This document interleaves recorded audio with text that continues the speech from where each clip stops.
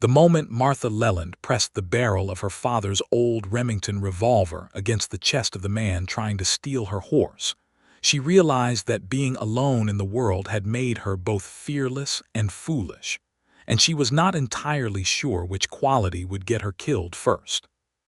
The man stumbled backward into the darkness of the Dusty Creek livery stable, hands raised, eyes wide, and Martha stood her ground with the kind of stillness that comes not from courage but from having nothing left to lose.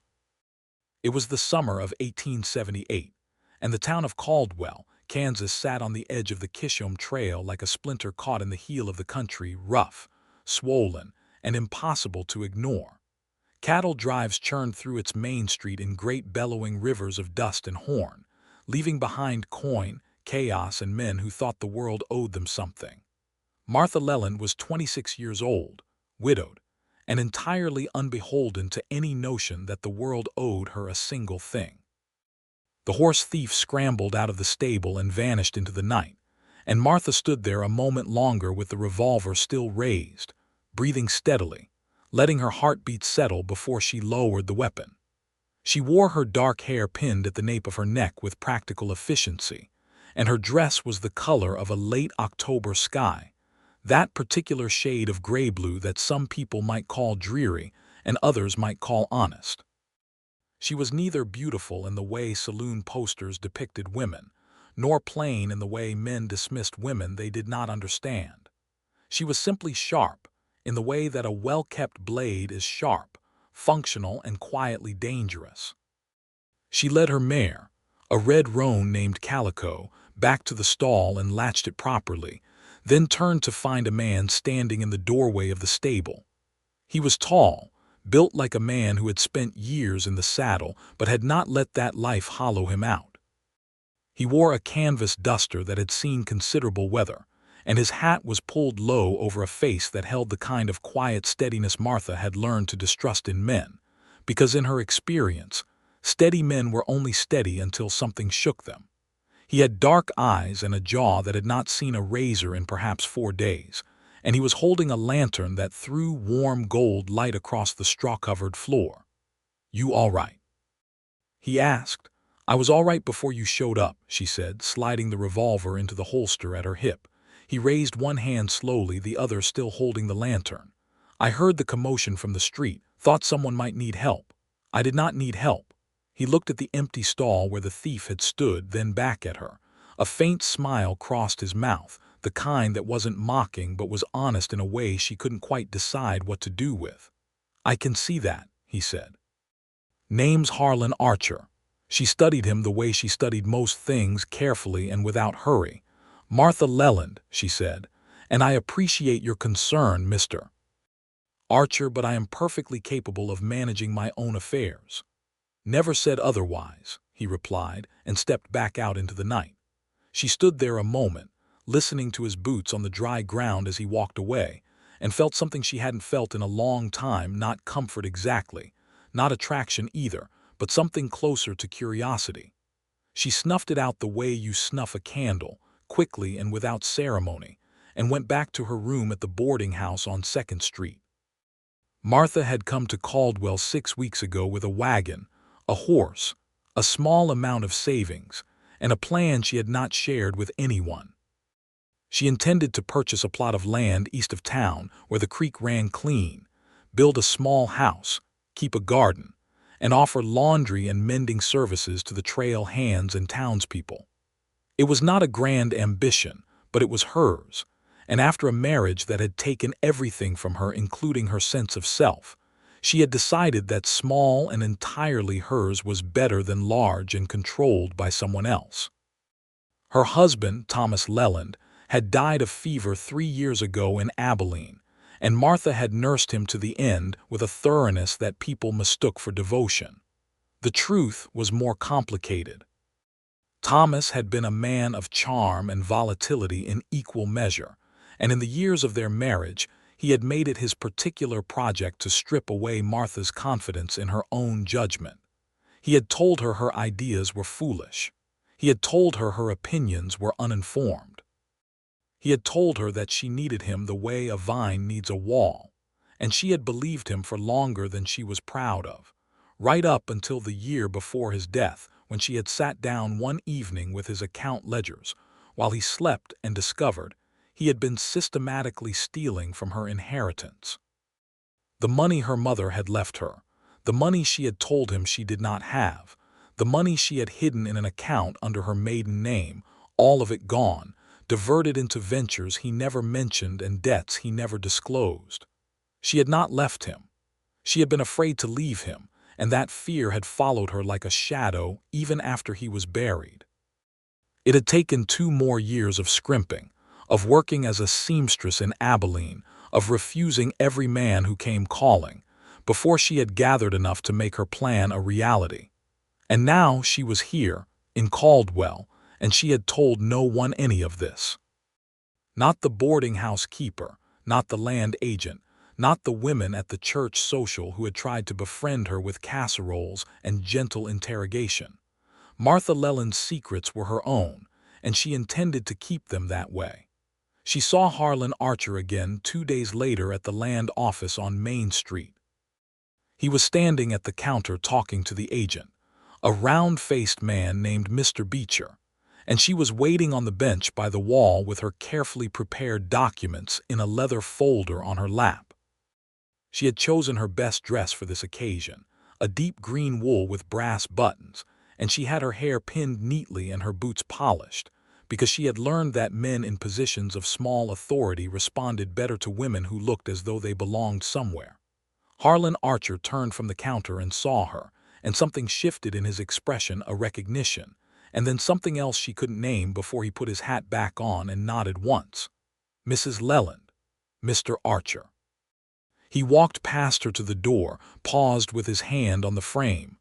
"That plot east of the creek is good land," he said without turning around. "Good water table. I looked at it myself last year." Then he walked out. Martha stared at the door for a moment, then looked down at her folder. She had not told him which land she was considering. She had told no one. She felt a small, irrational chill move across the back of her neck, not fear exactly, but alertness. She pushed it aside and went to the counter.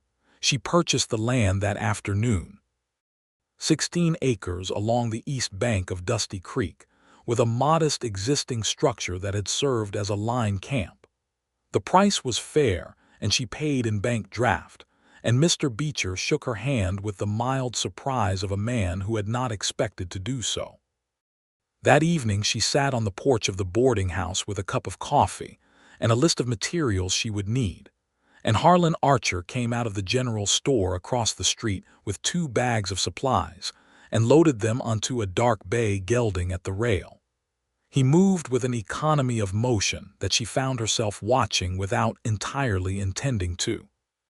He had the kind of physical confidence that comes from years of practical work, not performance but genuine competence, and she recognized it because she valued it in herself. He glanced up and caught her watching. She looked back at her list without embarrassment. A moment later she heard boots on the porch steps. "Mind if I sit?" he asked. She considered. "The porch doesn't belong to me."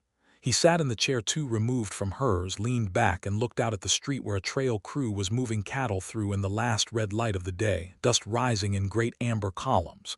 "You bought the creek land," he said. "I did. Good choice." "You said that already in essence." "Just confirming." A pause. "You planning to run cattle?" "No." He waited, and she realized he was genuinely waiting, not pressing, not angling. He was just leaving space. It was such an unusual thing in a man that she found herself speaking before she'd fully decided to. Laundry and mending services, and a kitchen garden. "Perhaps chickens eventually," he nodded slowly. "That line camp structure needs a new roof on the north side." She looked at him. "How do you know that?" "I spent 2 nights there in April, came through with a herd from Texas." "You're a trail hand." "Trail boss," he said, "for the Caldwell Stockyards Company. I push cattle up the Chisholm from the Red River ranches, deliver them here, then I've got about 3 weeks before the next drive comes north." He glanced at her. "I know every piece of land within 10 miles of this town." She absorbed this. "That's how you knew which plot I was looking at." "It's a logical choice," he said simply. Best water, best drainage, close enough to town to be practical and far enough to be quiet. I figured if you were as sensible as you looked in that stable, you'd pick it. Martha felt something she hadn't expected, a warmth. Not romantic, not yet, but the warmth of being read correctly by someone who had bothered to pay attention. She kept her expression neutral. I would not make assumptions about my sensibleness based on a single encounter, Mr. Archer. Harlan, he said. And I didn't make an assumption, I made an observation. Another pause. There's a difference. She looked at him then full on, the way she rarely looked at men because she had learned that men often read a woman's direct gaze as an invitation she wasn't offering. He looked back steadily, openly, without agenda that she could detect. Harlan, she said, testing the name. Martha. He smiled, small but genuine, and went back to watching the street. They sat there in silence as the sun finished setting, and the cattle drive cleared the main road, and the oil lamps came on in the saloon windows across the way, and it was, Martha thought, the most comfortable she had been in the company of a man in years. Possibly ever, which made it something she needed to be cautious about. In the weeks that followed, Harlan Archer proved himself useful in ways she had not asked for and did not feel she owed him anything for, which was a balance she found herself adjusting to with difficulty. He arrived at the Creek property one Tuesday morning, she later discovered, while she was in town purchasing supplies, and replaced the rotten north side roof boards on the line camp with fresh lumber he had brought in his wagon. He left no note. She discovered the work when she arrived that afternoon, and stood looking at the clean new boards with her hands on her hips for a long moment, before she understood that he had done it simply because it needed doing. She found him the next day at the hardware store and paid him back for the lumber cost down to the cent, standing at the counter with the money already counted. He took it without argument, which she appreciated enormously. I didn't do it to create a debt, he said. I know, she said. I paid you because I didn't want one. He looked at her with that expression she was beginning to recognize, the one where he was recalibrating something internally, not in discomfort but in genuine consideration. Fair enough, he said. After that, things shifted slightly. Not dramatically, but in the way that prairie weather shifts before a storm, a change in pressure, a shift in the light. He began to stop by the Creek property in the evenings after she'd been working there all day, sometimes with a reason, a tool she might need, information about a supply merchant, and sometimes without one. He would sit on the old stump near the water while she worked, and they would talk about practical things first. The best way to lay a kitchen garden in that soil, whether the creek flooded in spring. The reliability of the Caldwell General Store versus the one in Wellington, 9 miles south. Then less practical things. She learned he was 31 years old, born in East Texas to a farming family that had been broken by the war. His father had died at Chickamauga in 1863, and his mother had kept the family together through years of reconstruction that had been, as he put it with flat, careful honesty, no kind of reconstruction at all. He had 2 sisters, both married, both in Texas. He had started working cattle drives at 16, and had worked his way up from drag rider to trail boss over 15 years of hard going. He was, she discovered, a man who had never had much but had kept careful inventory of what he did have, and treated it accordingly.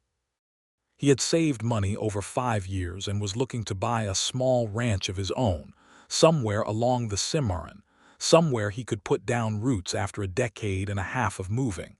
She told him very little in return, initially. She said she was from Abilene. She said she had been married. She said she preferred not to discuss the details, and he accepted this without a single push or pry, which was so disorienting that she found herself trusting him slightly more than she had intended to, simply because he did not try to take what she wasn't offering. One evening in late July, sitting by the creek in the cooling air with the fireflies just beginning to come out above the water, he said something that stayed with her. He said, "I've known a lot of people who kept things close. Can't say I blame them. People earn that kind of caution." He was looking at the water when he said it, not at her. "But I'll tell you what I think about that, and then I won't say it again if you don't want me to." She looked at him. "Go ahead." "I think whatever you're carrying," he said, "is yours to carry however you choose. I'm not asking for it. I'm just saying, if it ever gets too heavy and you need somewhere to set it down for a minute, I've got broad shoulders and I can keep my mouth shut." The fireflies drifted over the water in small green constellations, and Martha felt something move through her chest that she couldn't classify. Something that was not quite grief and not quite relief and not quite anything she had a name for. She looked back at the water and said nothing for a long moment. "Thomas was stealing from me," she said, very quietly, the way you say something you've never said aloud before. "My husband, for most of our marriage." The silence that followed was complete. "I found out a year before he died," she continued, "and I said nothing because I was afraid. I stayed. And after he died I was ashamed of having stayed, and I didn't know how to explain that to anyone, so I didn't. I came here because no one here knows anything about me, and that felt like freedom." She paused. "I suppose it still does." Harlan said nothing for what felt like a long time. Then he said, "A man who steals from his wife is stealing from someone who trusted him. That's not a small kind of cruelty." "No," she agreed, "it isn't. And staying because you were afraid doesn't make you weak," he said. "It makes you someone who was living with a man who gave her reason to be afraid. Those are two different things."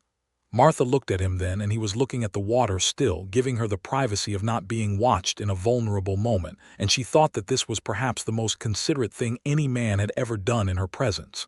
She felt the tightness in her chest ease slightly, like a knot that had been loosened but not yet undone. "You said you'd keep your mouth shut," she said. "I said I could," he replied. "You can tell me to start." She almost smiled. "Not yet." He nodded, and they sat there until the stars came out fully overhead and the creek murmured along in the dark. And Martha Leland, who had not trusted anyone with anything in years, thought about what it meant that she had just told this man the most shameful thing she knew about herself, and that he had received it not as gossip, not as judgment, not as leverage, but simply as something she had needed to say. She rode home that night with Calico moving easily beneath her and the warm Kansas air moving through the long grass on either side of the road, and she thought carefully, deliberately, without allowing herself to romanticize it, that Harlan Archer was a different kind of man than she had believed men were. Not perfect, not a rescue, just different in the specific ways that mattered. The next week she told him about the account ledgers. How she had gone through them in the lamplight while Thomas slept. How she had recognized the careful misdirection of a man who had practiced deceiving her. How she had sat on the floor of the kitchen with her hands in her lap and felt the floor shift under everything she thought she knew. She told him about the money her mother had left her, specifically because her mother had worked as a laundress herself and had saved every coin for 20 years. And it was that particular theft of her mother's labor disguised as her own inheritance that had never fully stopped hurting. Harlan listened. He asked no questions except practical ones. Was there legal recourse after the death? She said she had inquired and been told the case was difficult to make. He accepted this without offering to fix it, without offering outrage on her behalf that she hadn't asked for, without anything except a quiet acknowledgement of the enormity of what had been taken and the unfairness of its being irretrievable. "The land you bought," he said after a while, "the garden you're building, that's yours." "Yes," she said, "no one can take that." "No," she said, "I made sure of it." He looked at her with an expression she was coming to understand meant he was genuinely impressed, and it was different from the impressed expressions of men who expected women to be incompetent and were surprised by any evidence to the contrary. It was the impressed expression of someone who recognized competence and respected it on its own terms. "Good," he said. In the second week of August, Martha's nearest neighbor, a widow named Mrs. Elspeth Crane, came to the property to introduce herself and stayed for 2 hours of tea and conversation that Martha found unexpectedly pleasant. Mrs. Crane was 60 years old and had been on her land for 12 years and knew everything about the soil, the seasons, and the people of Caldwell with the comprehensive authority of a woman who had paid attention to everything. She mentioned Harlan Archer in passing. "Young Archer's been asking about your place," she said, watching Martha over her teacup. Martha looked at her. "Asking what exactly?" "Whether you got the materials for the garden beds yet. Whether the roof held during the rain last week." A pause. "He's a good man, that one. Straight as a fence post and reliable as sunrise. Brought my firewood in for me last winter when the snow got bad. Never mentioned it to anyone." Martha filed this away. "We are acquainted," she said carefully. Mrs. Crane smiled with the knowing patience of a woman who had seen many things. "So I gathered," she said, and changed the subject. On a hot Thursday afternoon in mid-August, Martha was working in the garden bed she'd laid out along the south side of the structure when she heard a horse on the track and looked up to find Harlan arriving with a length of fence rail across his saddle and a post driver hanging from the saddle horn. He dismounted and looked at the area where she'd been trying to stake out her chicken run boundary with mixed results. "That corner post is going to lean," he said. "I know," she said. "The ground is harder than I expected there. Clay shelf about 6 inches down, need to go around it." He set the post driver down and looked at her. "Do you want help or would you rather figure it out yourself?" She appreciated the question enormously. "Help would be welcome," she said, "but I want to understand what you're doing while you're doing it." He smiled at that, full and genuine, and it transformed his face in a way that caught her somewhere below her practical intentions. "That's easy enough," he said. "Come here." He showed her how to test for the clay shelf by pushing a thin rod down through the soil, how to read the resistance, how to position posts to avoid the trouble. He handed her the tools and let her do the actual driving while he watched and gave direction, and when she made the corner post go in clean and straight he said, "There," with a satisfaction that seemed genuinely shared rather than owned. They worked through the afternoon, and at some point the conversation had moved from practical to personal in the way it sometimes did now, easily, without announcement. "Did you never want to settle before?" she asked him, driving another post. "Wanted to," he said. "Couldn't see how. When you're pushing cattle from one end of the country to the other 9 months out of 12, settling is just a word for something other people do." He was stringing wire along the posts and he paused to look at the field beyond the fence line. "I think I needed to see what I was settling toward before I could do it. Not just land, the whole picture." She looked at him. He was looking at the field. "What does the picture look like?" she asked. He was quiet a moment. Then he said, "It's getting clearer." She looked back at the post in her hands and felt the warmth in her chest again, that complicated warmth she'd been trying to categorize and failing. She drove the post in with 3 clean strokes and moved to the next one. In the last week of August, a man came to Caldwell who complicated everything. His name was Raymond Voss, and he was a business associate of Thomas Leland's, or had been, before Thomas's death. He was a land speculator from Abilene, smooth in the way of a river stone that had been worn down until all its sharp edges were hidden, but none of them gone. He appeared in the doorway of Martha's property on a Wednesday morning when she was alone, and he stood there with his hat in his hands and a smile that she recognized from 3 years of watching Thomas smile at people he was planning to use. "Mrs. Leland," he said, "what a remarkable coincidence finding you here." It was not, she knew, a coincidence at all. She kept her hands at her sides and her face composed. "Mr. Voss, what brings you to Caldwell?" "Business," he said, "and I thought I might pay my respects to Thomas's widow." He looked around the property with the assessing eye of a man who was pricing things. "Nice little piece of land. You've done well for yourself." "I've worked for it," she said. Of course, of course." He stepped forward uninvited and she held her ground. "I wanted to speak to you about something delicate, a matter pertaining to Thomas's estate." Thomas's estate was settled 3 years ago. "Mostly, yes," he said, and the smile didn't quite reach his eyes. "But there's the matter of a promissory note he held from a certain investment. A note that transfers upon his death to his nearest surviving relations, which would be you, Martha."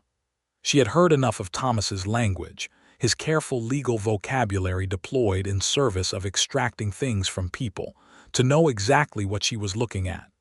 This was a claim. She didn't know what it was for, but she knew it was not legitimate, and she knew it was meant to frighten or compel her.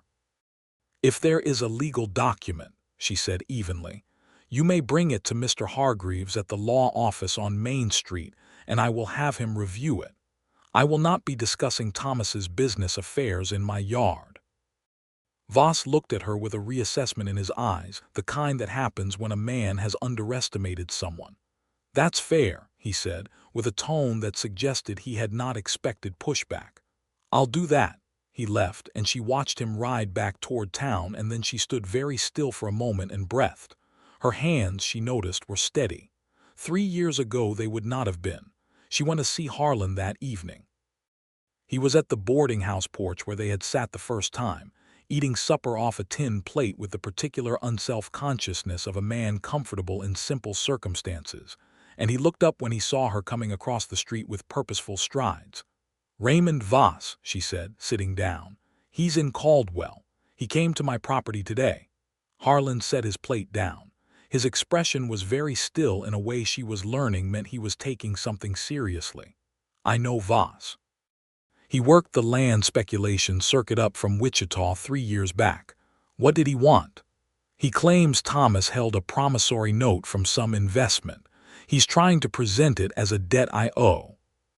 "Do you have Thomas's papers?" "Everything from the estate settlement. Mr. Hargreaves in town is my attorney. I'm going to him tomorrow." Harlan nodded. Then he said, "Would you like me to come with you?" She looked at him. "Why?" "Because Voss is the kind of man who treats unaccompanied women differently than he treats women with someone standing beside them. It's not right, but it's true." He met her eyes. "And I know enough about his methods to recognize if he's misrepresenting something." She thought about it honestly, weighed her independence against her practical interest in the outcome, and said, "Yes, thank you." The next morning they walked to Mr. Hargreaves's office together, and Voss was already there with a document he presented with a flourish. Hargreaves reviewed it carefully, then looked up at both of them over his spectacles. "This is a promissory note," he said, "issued by Thomas Leland in 1874 for a sum of $300 borrowed from Mr. Voss for an investment venture. It stipulates that upon default or death of the issuer, the debt transfers to his estate." He looked at Martha. "Do you have documentation of the estate settlement?" She produced it from her folder. Hargreaves examined both documents for a considerable time. Harlan stood beside her chair quietly, and his presence was not intrusive, but it was solid, like a wall at her back. "Mrs. Leland," Hargreaves said finally, "this note was issued in 1874. Your husband's estate was settled in full in 1875. Any outstanding debts were either claimed at that time or forfeit. Mr. Voss did not present this note at the time of settlement." Voss began to speak, and Harlan said, quietly but with absolute clarity, "Mr. Hargreaves, would you say that Mr. Voss was aware of the settlement proceedings in Abilene in 1875? Hargreaves looked at Voss. "Mr. Voss." And Voss, for the first time, had no smooth answer, because the answer was that he had been in Abilene in 1875, and everyone in the legal community of that region knew it. The document was 3 years expired as a valid claim. Hargreaves said so formally, and recommended Voss not pursue the matter further. They walked out of the office into the bright August morning, and Martha breathed the hot Kansas air and felt, for the second time in her life, the particular clean satisfaction of having legally outmaneuvered someone who thought her a target. "He won't try again," Harlan said. "No," she agreed. "He won't." She glanced at him. "How did you know he had been in Abilene during the settlement?" "I didn't," he said. "But a man like Voss always knows when an estate is being settled because that's when he goes hunting. I gambled he'd been there." He looked at her. "I wouldn't have asked Hargreaves if I wasn't reasonably sure." She stopped walking and looked at him fully. In the morning light his face was honest and clear, and there was nothing in it that she could find to distrust, not calculation, not pride in having helped, not expectation of gratitude. just the simple completion of something that needed to be done. "I am grateful," she said. "I want to be clear that I could have managed it alone." "I know that," he said, "but I am grateful nonetheless." He nodded once, and they walked on together up Main Street, and Mrs. Crane, passing with a basket of goods, saw them and smiled with quiet satisfaction before looking away.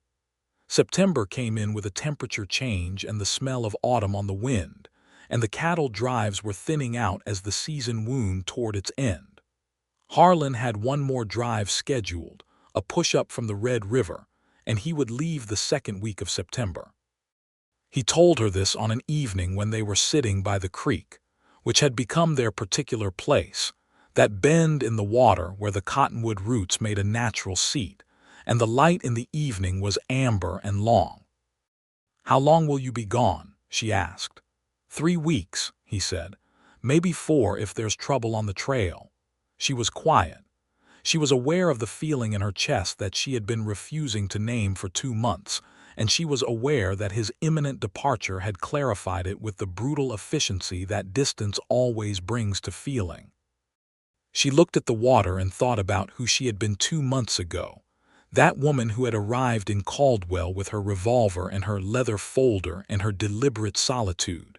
And she thought about who she was now, and the difference was not dramatic, but it was real. "I'll worry about the roof while you're gone," she said, which was not at all what she'd meant to say. "Mrs. Crane will keep an eye out," he said, "and I asked Benny Talbot at the hardware store to leave an account open for any materials you might need. He knows my name, he'll put it on the bill." She turned to look at him sharply. "Harlan, before you say anything," he said, with just the edge of a smile, "it's not charity and it's not creating a debt. It's a practical arrangement for a neighbor I respect." "I am not your neighbor," she said. "You don't have a property here yet." "I'm working on it," he said. He looked at the creek. "I put in an offer on the Dunbar parcel before I leave. 60 acres north of town, good river access. Waiting to hear back." She looked at him. The autumn light was very golden and the cottonwood leaves were beginning to go, and Harlan Archer was sitting 3 feet from her looking at the water with his hat in his hands, and Martha Leland, who had not trusted herself in years, decided to trust herself now. "I would like you to come back," she said quietly, very directly, the way she did everything. He turned to look at her. He didn't say anything for a moment. Then he said, "Martha, I'm not asking for anything I don't know how to name," she said. "I just want you to know that I would like you to come back, that it would matter to me." He was very still in the way she'd learned meant he was feeling something significant. He reached out slowly, giving her every opportunity to draw back, and took her hand where it rested on her knee. His hand was large and rough from 15 years of rope work in the sun, and it held hers with a gentleness so deliberate and careful that she felt it all the way down. "I'll come back," he said. They sat like that until the light was gone, his hand over hers and the creek moving between the cottonwood roots, and Martha let herself feel the full weight of what was happening without flinching from it. Not love yet, or perhaps it was love and she simply had not allowed herself the word. But something honest and strong and entirely mutual, something that had been built over 2 months of evenings and practical conversation and trust given in small doses and kept without question.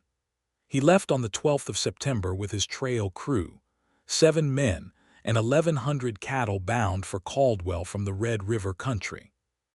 He said goodbye to her at the property, standing by the gate she'd hung herself with the hardware Elspeth Crane had helped her select, and he was saddled and ready and his crew was waiting at the edge of the road. He looked at her for a long moment. "Keep the revolver close," he said. "Always do," she replied. And then he rode south, and she watched him go until the dusk closed over the distance, and then she went back to her work. The weeks he was gone were not empty. She had too much to do for emptiness. The garden was established and producing and needed preserving before the frost.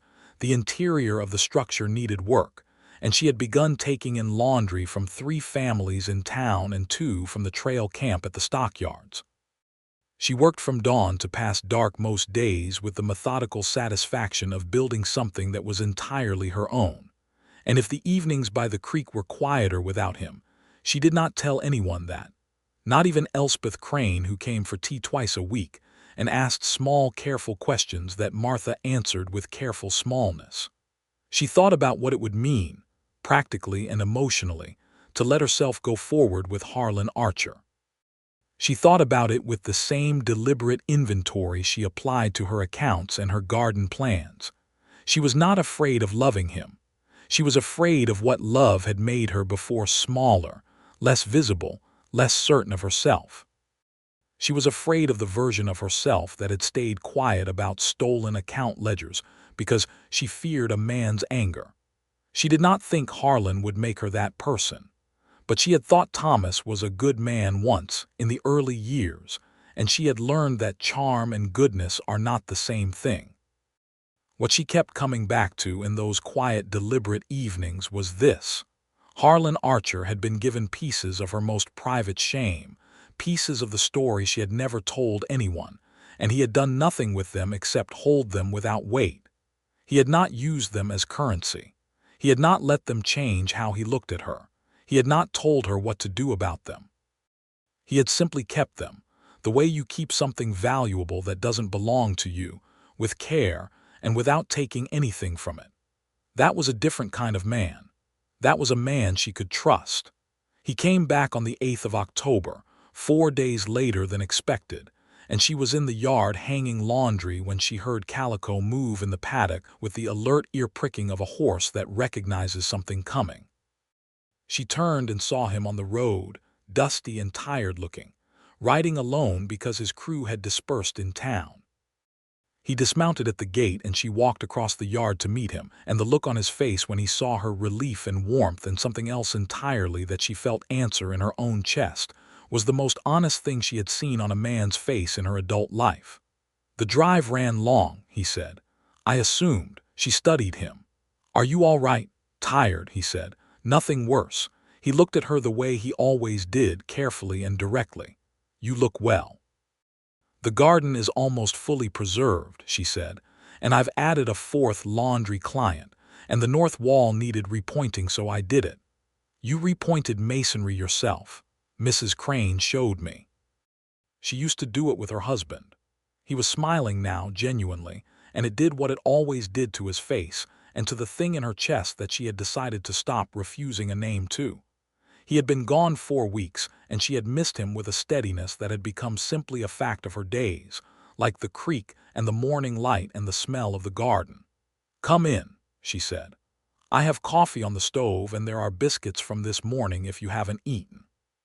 He left his horse at the paddock rail and came in, and she poured coffee and set out the biscuits, and they sat at the small table she'd built against the east wall with the window overlooking the creek, and he ate with the concentrated appreciation of a man who had spent 4 weeks eating trail food, and she watched him with something she recognized now as fondness so complete it had no anxious edges to it. "The Dunbar offer came through," he said between bites, "while I was on the trail.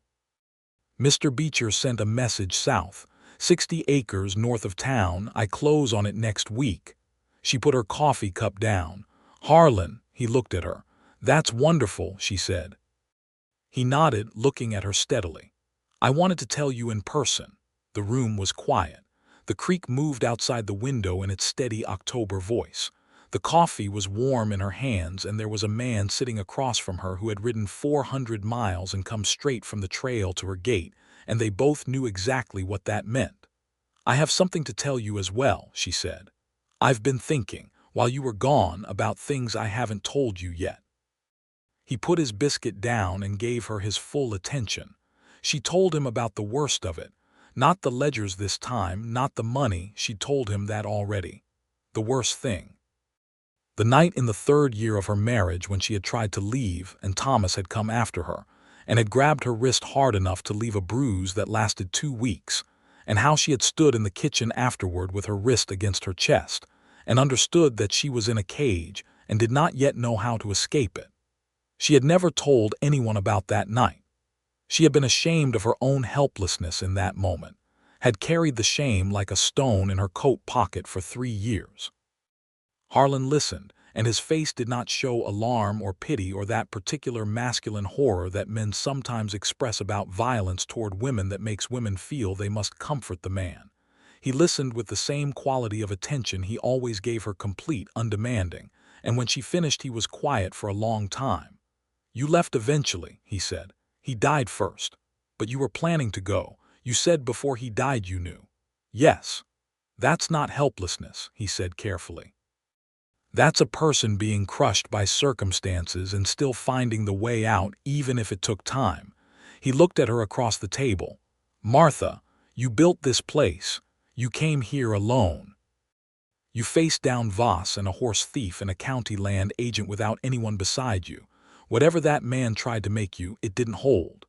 She felt the thing in her chest loosen entirely. The last of the knot, the one she hadn't known, was still there.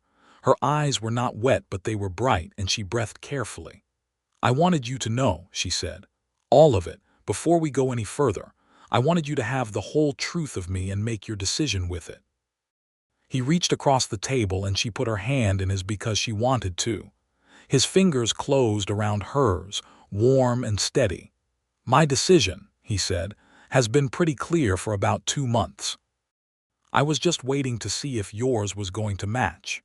She looked at him, this man who kept things, who listened, who had never once pushed her or taken from her or diminished her, and she made her decision with the full clarity of someone who had earned the right to her own judgment. "It matches," she said. He brought her hand to his lips and pressed them to her knuckles with a gentleness that was entirely at odds with the roughness of him. The trail dust and the calluses and the years of hard weather on his face, and that contrast was what undid her finally, the gentleness in a man so capable of hardness, the choice he made every single time to be tender instead. "Good," he said.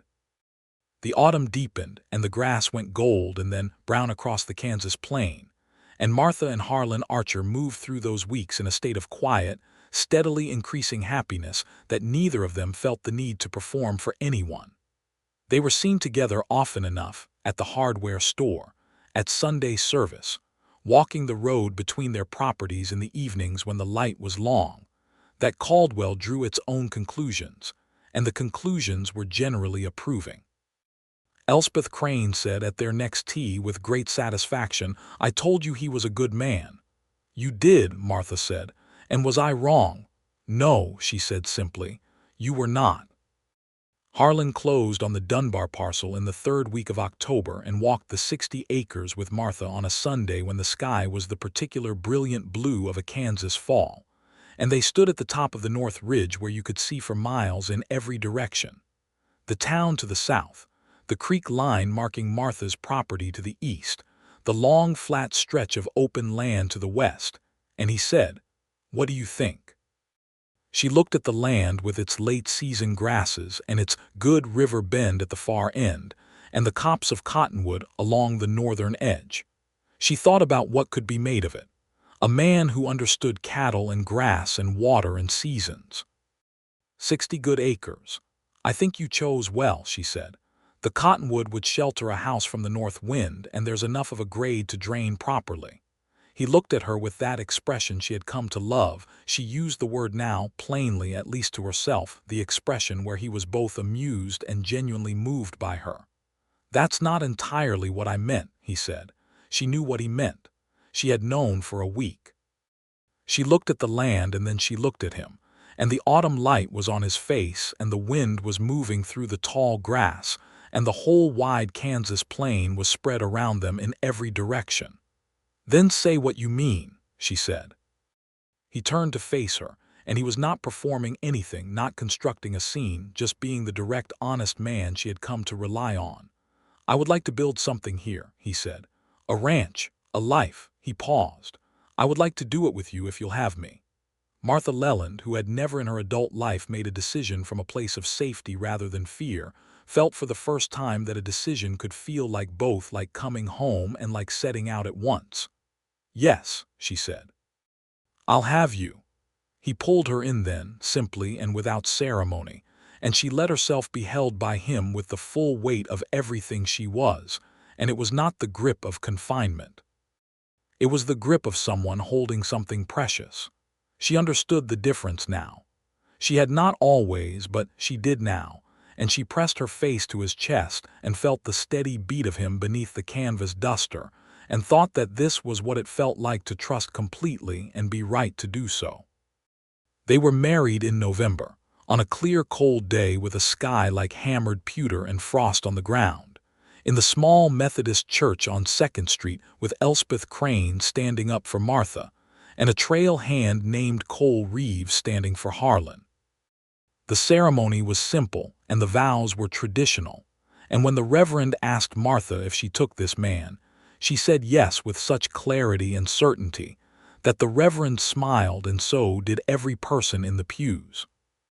At the dinner afterward at Elspeth's house, where there was roast chicken and apple preserves and corn bread and 3 different pies, Cole Reeves made a toast that went on somewhat longer than necessary, and ended with the observation that Harlan Archer had been a good man the whole time he'd known him, and was only going to get better for having married someone who was clearly his equal. Which observation got a round of applause and caused Harlan to smile and Martha to look at her wine glass with a slight curve to her mouth that was better than any expression she'd had occasion to make in years. They spent their first winter moving between the 2 properties, her Creek house, which she retained and continued to run as a laundry and mending business, and the north parcel where Harlan had begun laying the foundation of the main house. He had hired 2 men from town for the construction, brothers named Joe and Sam Whittaker, who were carpenters of considerable skill, and who worked through the milder days of that winter with steady industry.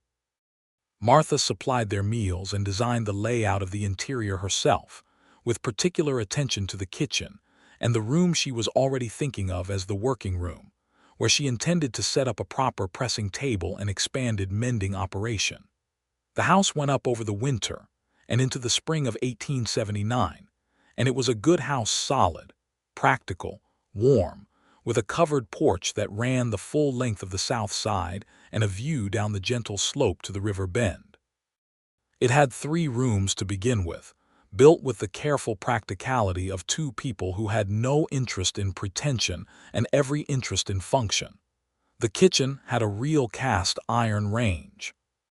The main room had bookshelves, because they had discovered in the months of their courtship that they were both readers, Harlan working through history and trail guides and agricultural journals, Martha through novels and botanical texts, and anything that increased her practical knowledge of plants and land management. It was in the spring of 1879 that Caldwell experienced an event that caused considerable talk throughout the region. A dispute between 2 large cattle operations over grazing rights on federal land north of town turned ugly in ways that initially seemed headed toward violence. The men involved were powerful, the kind who threw their weight around in ways that affected everyone's small landholders, town businesses, even the legal operation of the stockyards. Martha and Harlan were not unaffected. One of the men, a cattle baron named Silas Rourke, held a grazing claim that overlapped with a portion of the open federal land that trail crews had traditionally used as a staging ground. When Rourke's men began actively preventing other trail operations from using that land, Harlan, as a trail boss with the Caldwell Stockyards Company, became directly involved in the dispute on a professional level. He was called to give testimony before a federal land commissioner who came through in April, and he did so with the same steady directness he applied to everything, presenting documentation and witness accounts without embellishment or dramatics. Martha went with him to the hearing, not because he needed support, but because she was interested in the process, and because Harlan had asked her what she thought about the land claims and had genuinely listened to her analysis, which drew on her understanding of the property documentation she had studied in her own purchase. At one point the land commissioner, a dry, precise man from Topeka named Davis, asked a question about the boundary description of a particular section, and Martha, sitting in the gallery, spoke up with a clarification that turned out to be correct and materially helpful to the proceeding. Davis looked at her over his desk. "And you are?" "Martha Archer," she said. "I purchased property in this region last year and studied the land survey documents extensively before doing so." Davis made a note and thanked her with a courtesy that suggested he had not expected that particular resource. Harlan, sitting at the testimony table, turned just enough to look at her with an expression that combined pride with absolute lack of surprise, which was exactly how she wanted to be looked at. The ruling came down in May, limiting Rourke's exclusive claim and restoring traditional access for other trail operations. It did not solve everything land disputes in Kansas in that era never resolved cleanly, but it was a fair outcome and it held. The spring also brought other developments. The garden at the Creek House had been expanded in the fall, and Martha had planted it out fully in March: tomatoes, beans, squash, turnips, onions, herbs both culinary and medicinal, and a kitchen garden fence that she and Elspeth Crane had built together on a mild February afternoon. The laundry operation was established enough now to employ a young woman from town, a recently arrived Norwegian immigrant named Britta Haverson, who was energetic and reliable and grateful for the work. Martha had hired Britta carefully, made sure the wage was fair, and made sure the arrangement was clear and documented. She was not her husband's widow in any sense that mattered. She ran her business the way she wished someone had run things for her, with transparency and basic dignity. On a May morning with the apple trees along the creek in full white bloom, Harlan came to find her in the garden at the Creek House and stood at the fence for a moment watching her work before she looked up. "I have something to tell you," he said, and his expression held a particular quality of contained feeling. She straightened, wiping her hands on her apron. "What is it?" "Cole Reeves, you remember Cole, stood up for me at the wedding." "Of course. He's been making a run of bad luck. His operation in Texas got hit by a drought last season, and he's had to let most of his men go. He's looking to come north." He paused. "I've offered him the job of foreman when I start running cattle on the north parcel this summer. I wanted to tell you because it'll mean another person on the property regularly." She considered. "Cole is a good man, one of the best I've known." "Then it's a good decision." She paused. "Did you think I would object?" "I thought you would want to know before it was settled," he said. "Not ask permission." "No." She looked at him steadily. "That's a distinction a lot of men don't make." "I know," he said simply. She came through the garden gate and went to stand beside him, looking at the apple trees in their bloom with him. The morning was bright and the creek was full with spring runoff, and somewhere in the cottonwood a meadowlark was going full tilt. She took his hand the way she did now, naturally, without making anything of it. "Tell Cole he is welcome," she said. Cole Reeves arrived in June with a horse, a bedroll, a considerable store of practical experience, and a dry wit that Martha found herself appreciating within the first hour of meeting him. He was 38 years old, steady and quiet, with a weathered face and blue eyes that saw things accurately.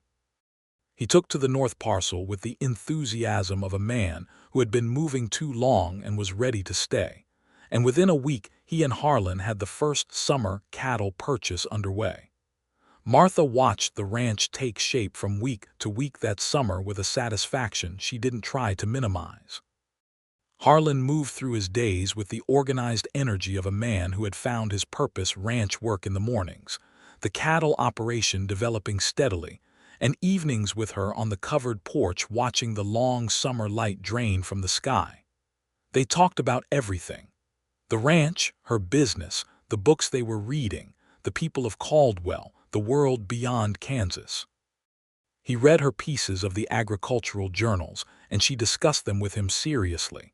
And she read him from her novels sometimes in the evenings, and he listened with genuine attention. And if anyone had looked in from outside at the two of them on that porch in the summer dark, lamplight spilling yellow out of the windows behind them, they would have seen people who were entirely at home with one another. There were harder conversations in that first year, too. Martha told him, one evening in late summer, about a recurring dream she had, one where she was back in the kitchen of the Abilene house with the account ledgers in her lap and the lamp going out, and she could not make herself stand up. She told him about it matter-of-factly, not asking to be rescued from it, just naming it the way she named other things. He listened, and then he said, "Do you have it often?" "Less than I used to," she said. "It used to be 3 or 4 times a week. Now maybe once a month." He was quiet. Then he said, "I think it'll keep getting less." "Why?" "Because every time you build something here you're further from that floor," he said. "You're walking further away from it. The dream is just slower to catch up than you are." She looked at him.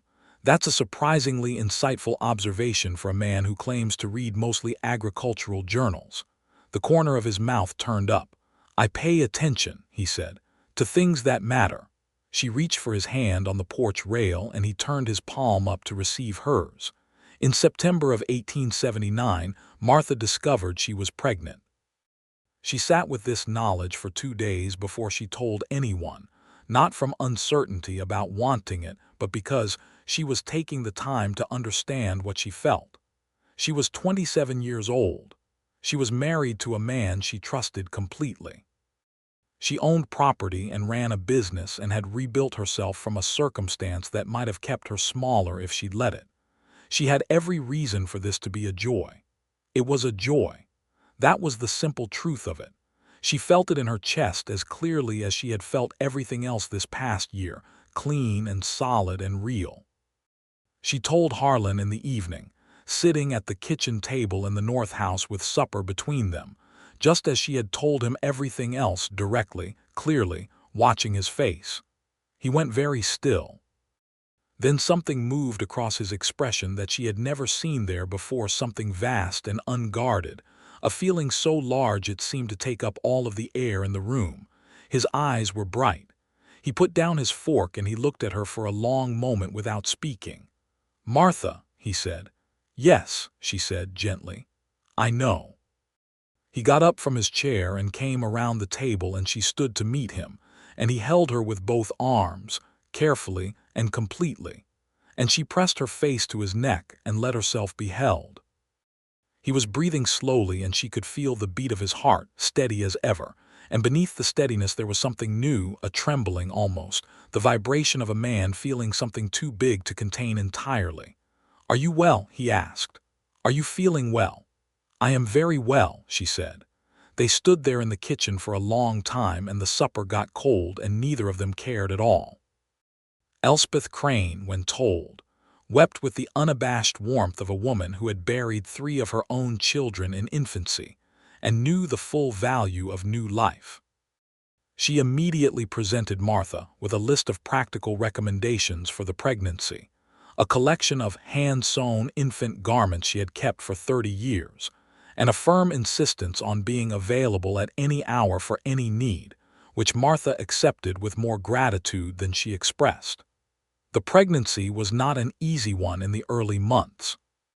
Martha suffered badly through December and January, with persistent nausea and fatigue that she found deeply frustrating, because she had things to do and a business to run, and a ranch to help manage.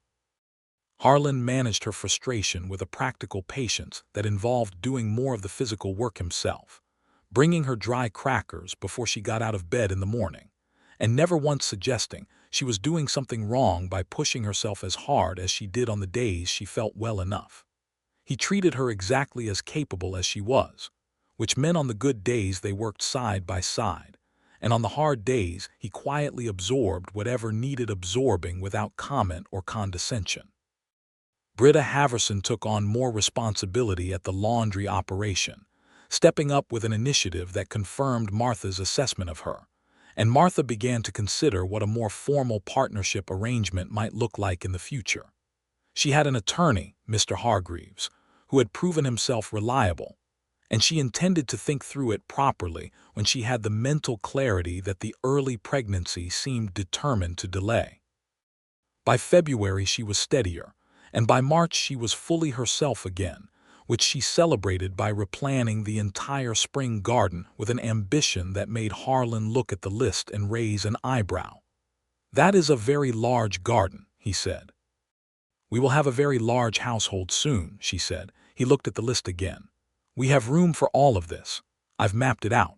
The south field behind the house can be broken for the larger beds. Cole said his brother in Texas grew sweet potatoes that far north if the season is long enough. Cole says a lot of things. Cole is usually right, she said.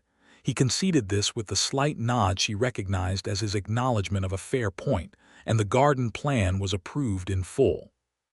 The spring of 1880 came in warm and early, and Martha spent it at work in the soil with the full physical enthusiasm that the last months of her pregnancy allowed, which was less than she wanted, and more than Harlan was entirely comfortable with, leading to one of their few genuine arguments on an April afternoon when he came to find her moving a heavy wheelbarrow of compost alone, and said with more sharpness than he intended, "Martha, for God's sake."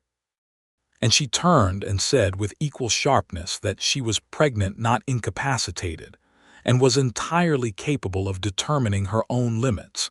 And they stood in the garden in the warm spring air looking at each other for a long moment before. Harlan said, "You're right, I'm sorry, I was frightened," and something in his voice when he said frightened was so raw and honest that the argument dissolved completely. She set down the wheelbarrow and went to him and said, "I will tell you if I need help, that is a promise." "All right," he said, "I'll believe you." "Good," she said.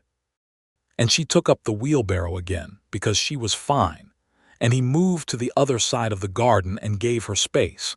But she noticed him watching from the corner of his eye for the rest of the afternoon, which she found more endearing than she intended to. The baby came in the first week of May, a boy, born at sunrise after a long night with Elspeth Crane attending, and Harlan waiting in the main room in the kind of sustained vigil that is its own particular form of courage. When Elspeth brought him in to see his son, Harlan stood in the doorway of the bedroom with his hat in his hands, a habit she loved, that hat-in-hands gesture of his that meant he was feeling something important, and he looked at the small, red-faced person in Martha's arms, and then he looked at Martha, and she watched him find words with some difficulty. "He looks like he means business," Harlan said. Martha laughed, genuine and full, the laugh of a woman who was tired to her bones and also happier than she had known she could be. "He does," she agreed. They named him James Thomas James for Harlan's father, and Thomas was discussed carefully between them and chosen not to honor her husband but to reclaim the name, to put it in the hands of someone who would deserve it. It was Martha's decision, and Harlan supported it without question. James Archer was a vigorous, determined child from the beginning. He wanted food and company and motion, and did not accept delays in any of these with patience. He had Harlan's dark eyes and Martha's sharp attention and Mrs. Crane's assessment was that he would be a great deal of work and a great deal of joy, which proved accurate in equal measure. The summer of 1880 was the fullest year Harlan could remember. He was running a real cattle operation now, 30 head of breeding stock purchased through the stockyards with the intention to expand. Cole Reeves managing the daily work with his characteristic quiet competence. The north house had been expanded, a fourth room added off the main, properly finished, and the ranch felt like what it had always been intended to be, permanent, rooted. Martha's Creek property had become a properly established small business. The laundry and mending services ran 6 days a week with Britta as her primary partner in the work, and Martha was drafting a partnership agreement with Hargreaves that she intended to formalize before the end of the year. The Creek house itself she kept for storage and as Britta's working space, and the plan she was turning over involved someday expanding to a small commercial pressing service for the hotel that had opened on Main Street in the spring. On an evening in late August, she and Harlan sat on the south porch with James asleep in his basket between them and the ranch spread out in the warm dusk below, the cattle visible as dark shapes in the far pasture, the river bend catching the last of the light and Caldwell itself a glow of lamp windows to the south. "I want to ask you something," Martha said. Harlan looked at her. "Are you happy?" she asked. He looked at the question with the seriousness he gave everything that mattered. "Yes," he said, "I am." Genuinely, he paused. "Are you?" She considered it fully, the way she considered everything without rushing, without performing. She looked at her sleeping son and the ranch in the dusk and the man beside her who had kept every piece of her that she'd entrusted to him, kept them without losing any of it, kept them without using them against her, and who had held space for her to become more herself rather than less. "More than I knew how to be," she said. "For a long time I didn't think I knew how to be happy. I thought I'd forgotten the shape of it. What does it feel like now?" She looked at him. "Like the creek," she said.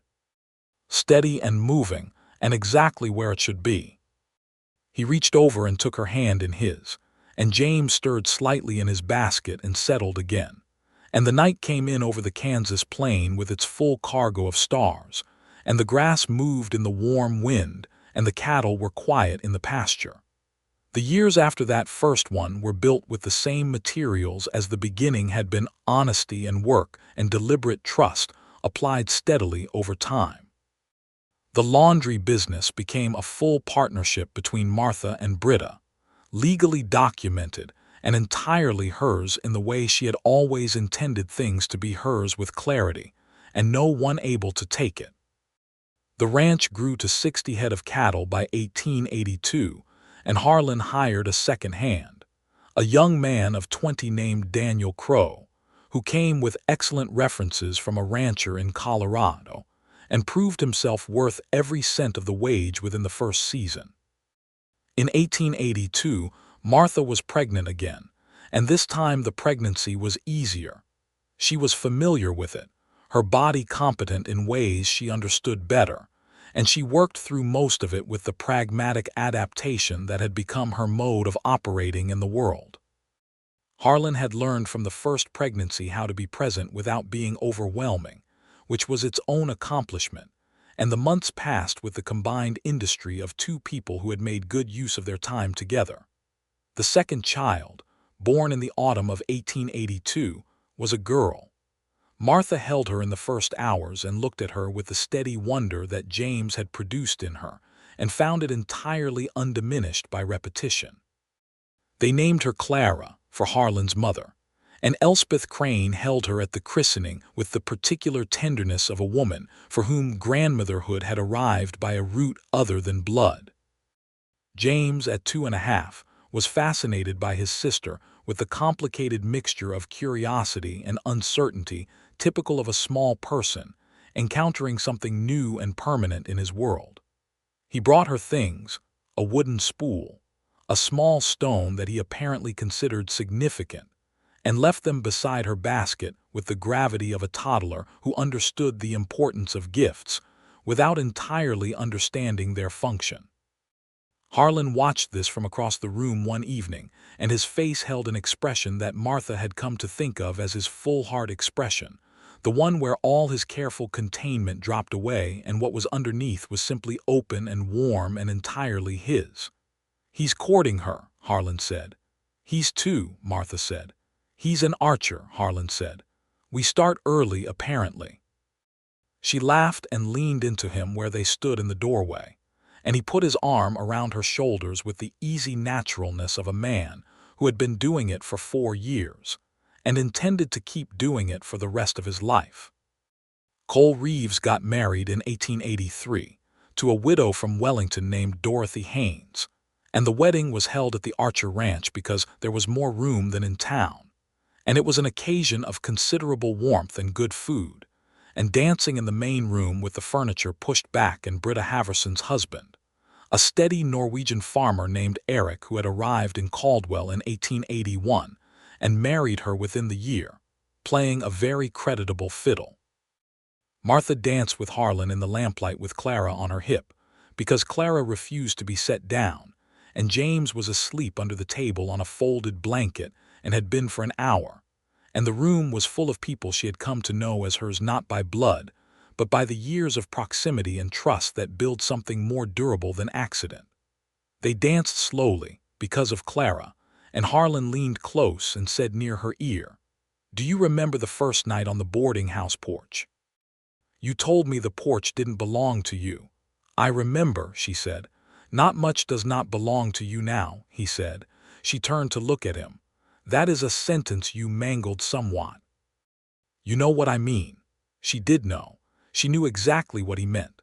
She looked around the room at her house which she had designed and the ranch visible through the windows under the cold November stars, which she had helped build from bare land, and the business she had made from nothing, and the children who were half her making, and the man whose arm was around her who had been given all of her most difficult truths and had held them all without once letting any of them fall. "I know," she said. "Thank you." "For what?" "For keeping things," she said simply. He understood. She could see that he understood perfectly, and he pressed his lips to her temple, and they went on dancing slowly in the warm room with Clara eventually falling asleep against Martha's shoulder, and the fiddle playing and the lamp throwing its gold light over everything. By 1885, the Archer Ranch had a proper name, Creek's End, for the northern boundary of their land where the river bent and the cottonwood grew in its dense line, and it was a known operation in the Caldwell region, respected for the quality of its breeding stock and the reliability of its management. Harlan had stepped back from trail work almost entirely, having passed his position with the Caldwell Stockyards Company on to a younger trail boss, and he ran the ranch full-time with Cole and Daniel, and a third hand hired on for the busy seasons. Martha's business had expanded twice, the second expansion into a proper commercial space on the edge of Main Street, where the hotel and the new railroad hotel sent their laundry, and Britta managed the day-to-day operation with the full authority of a genuine partner in all the ways that mattered. Martha still worked there 2 days a week because she wanted to, because she had built it, and she was not the kind of person who built things and then walked away from them.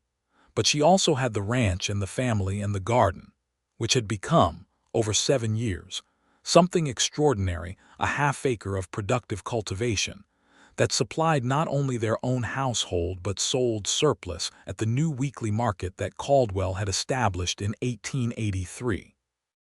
James started school in the fall of 1885 at the Caldwell District Schoolhouse, and Clara had 2 years before her, and there was a third child on the way, because Martha and Harlan had decided that the house had room and so did their lives, and this third pregnancy arrived in the easy way of someone who knew the terrain. This child, born in the spring of 1886, was a boy. They named him William Cole Archer, William for no one in particular but because it suited him, and Cole because Cole Reeves had been as close a thing to a brother as Harlan had in Kansas, and the honor pleased both men considerably. And so the Archer household in 1886 was a busy, loud, productive, warmly organized chaos of children and ranch work and business and neighbors, and the particular daily texture of a life that has been built with real care on a good foundation.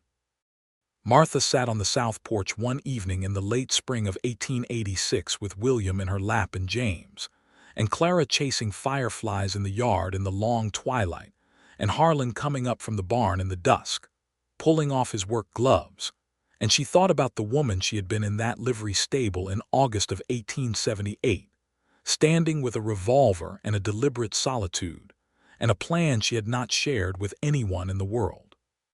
She thought about the first time she had told Harlan the truth about Thomas, the way she had said it quietly as though setting something down, as though the telling of it was the beginning of putting it away. She thought about all of it, every piece of herself she had slowly, carefully, in her own time extended toward him. The shameful things, the frightened things, the night with the bruised wrist, the account ledgers, the way she had stayed when she should have gone. Every one of these things she had carried alone for years, and then one evening at a time had set down in his hands, and he had kept them, every single one. He had kept them exactly as she'd given them without changing the shape of them, without using them as currency, without telling anyone, without letting them become the way he looked at her. He had kept them and given them back to her transformed, not diminished but somehow lighter, as though the sharing had not made her smaller but had distributed the weight so she could carry the rest of herself more easily. Harlan reached the porch and sat in his chair, and James came running to climb on him with the purposeful energy of a 5-year-old, who had been saving up things to tell his father all day. Clara, at 3, followed more cautiously with a firefly cupped in her hands, which she presented to her mother with great solemnity as a gift. "Thank you," Martha said, accepting the firefly with the gravity it deserved. "She's beautiful." "She's a boy," Clara said confidently. "Is she?" "Yes," Clara said in the tone of someone closing a discussion. Harlan caught Martha's eye over James's head, and his expression was the full heart one, the open one, the one she loved best, and she felt in her chest the warmth that had no anxious edges to it anymore. She released the firefly and watched it rise above the porch railing into the warm summer dusk, climbing in its small green pulse of light toward the immense Kansas dark. And she thought that this was what it felt like to live in a life that was entirely, genuinely hers. This motion, this rising, this small bright continuance against the good dark of an evening that had room enough for all of it. Later, when the children were in their beds and the ranch was quiet, and the stars were fully out over the plain in their extravagant density, she and Harlan sat on the south porch in the particular companionable silence that 7 years had refined to something perfect. The lamp was out and the dark was warm and the grass moved in the night wind, and somewhere down in the valley a coyote called once and was quiet. "Harlan," she said. "Martha," he said, "I want you to know something." He waited as he always waited, in the unhurried particular way that was simply and entirely his. "I was afraid, for a long time," she said, "that I didn't know how to love something without losing myself in it. That was what happened before, and I thought it was the nature of things." "That loving costs you yourself." He was very still. "It doesn't," she said. "With you it hasn't. I am more of myself than I have ever been, and I have loved you at the same time, and I used to think those two things were incompatible." She paused. "I wanted you to know that you've been a different kind of thing than I thought things could be." He was quiet for a long moment. Then he said, "Martha," and his voice had that quality she loved, that unguarded quality, the vibration of something too large to fully contain. "I need you to know something too." She turned to look at him in the dark. "Everything you gave me," he said, "every hard piece of yourself that you handed over and trusted me with, I know what that cost you. I know what it cost a woman who'd been taught that her trust was a thing men took from her. I have never once taken it lightly." He paused. "And I never will." The stars moved in their slow, ancient way above the Kansas plain, and the grass said its patient thing to the wind, and somewhere the creek moved over its stones in the dark, and Martha Leland Archer, who had never trusted a man with her secrets, who had handed them one by one to this careful, steady man across 7 years of evenings and work and truth, felt the ground of her life as solid and deep beneath her as anything in this world can be, not because it was perfect, but because it was real, and built by her own hands, and held in the keeping of someone who knew the full measure of what he had been trusted with, and had never once let any of it fall. She reached out and took his hand on the porch rail between their 2 chairs, and he turned his palm up to receive hers, the way he always had, the way she now knew he always would, and the night held them both in the warm dark of the Kansas plain, and it was enough, and it was whole, and it was entirely, permanently, joyfully theirs.